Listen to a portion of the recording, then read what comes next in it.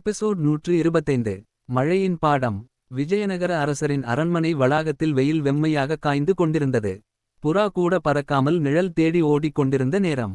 மன்னர் கிருஷ்ணதேவராயர் சற்று சோர்வாக அரியணையில் அமர்ந்திருந்தார்.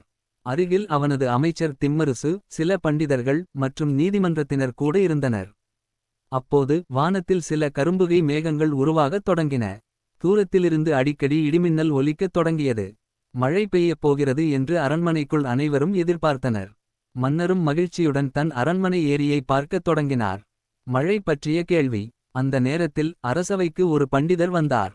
அவர் மிகவும் அறிவாளி என்று அனைவரும் சொன்னார்கள். ஆனால் அவருக்குள் சிறிது அகந்தை இருந்தது. அவர் மன்னரை வணங்கி, மகாராஜா, இயற்கை பற்றி ஒரு கேள்வி உங்களிடம் வைத்துக் கொள்கிறேன். யார் சரியாக பதில் சொன்னாலும் அவருக்கு நீங்கள் விருது வழங்க வேண்டும். மன்னர் உடனே உற்சாகமாக, நிச்சயமாக. கேளுங்கள் என்றார். பண்டிதர் ஒரு சிரிப்பு சிரித்துவிட்டு, மழை இல்லாமல் நாம் வாழ முடியுமா?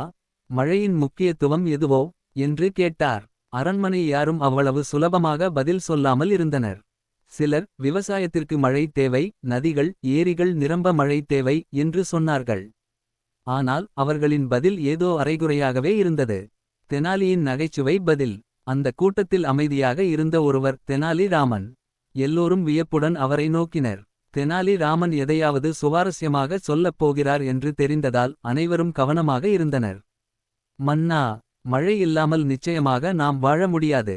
ஆனால் மழை ஏன் முக்கியம் என்பதை ஒரு சிறிய உதாரணத்தால் விளக்குகிறேன். ஒரு நாள் ஒரு சோம்பேறி மனிதன் வீட்டில் தூங்கிக் கொண்டிருந்தான். அவனது மனைவி அவனை எழுப்பி, வெளியே சென்று வேலை பாரு என்று சொல்லிக் கொண்டே இருந்தாள். ஆனால் அவன் கிளம்பவே இல்லை. அப்போது ஒரு சிறிய மழைத்துளி அவன் முகத்தில் விழுந்தது. உடனே அவன் விழித்துக்கொண்டு, இப்போதே வயலுக்கு சென்று வேலை பாரேன் என்று ஓடிவிட்டான். மழைத்துளி எவனையும் அறிவாளியாக்கும். அரண்மனை முழுவதும் சிரிப்பொலி கேட்கத் தொடங்கியது. மன்னரும் மகிழ்ச்சியுடன் சிரித்தார். மழையின் தெய்வீக தன்மை. மன்னர் மகிழ்ச்சியுடன், தெனாலி, நீ எப்போதும் போன்றே நகைச்சுவையாக, ஆனால் உண்மையையும் உடன் கொண்டு சொல்கிறாய். மழை உண்மையில் மனிதனை விழிப்பூட்டும். அது வெறும் நீர் அல்ல, வாழ்க்கையின் அடையாளம். அதனால் தான் பல சின்ன குழந்தைகள் கூட மழையில் குதித்து விளையாடுகிறார்கள் என்றார். அப்போது உண்மையாகவே பருவமழை பெய்யத் தொடங்கியது. நிலம் மண்வாசனை கொண்டு நறுமணமாய் இருந்தது. மன்னரும் அமைச்சரும் நகர் மக்கள் அனைவரும் மகிழ்ச்சியுடன் மழையை ரசித்தனர். அரண்மனையில் நின்ற அந்த பண்டிதர், தெனாலி ராமன் உண்மையாகவே அறிவாளி.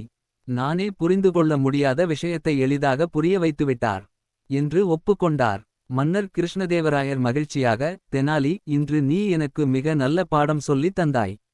மழை என்பது வெறும் இயற்கையின் அருட்கொடை மட்டுமல்ல, அது வாழ்வின் ஆனந்தத்திற்கான ரகசியம் என்றார். அந்த நாள் தெனாலி ராமன் ஒரு தங்க நாணயம் பரிசாக பெற்றார்.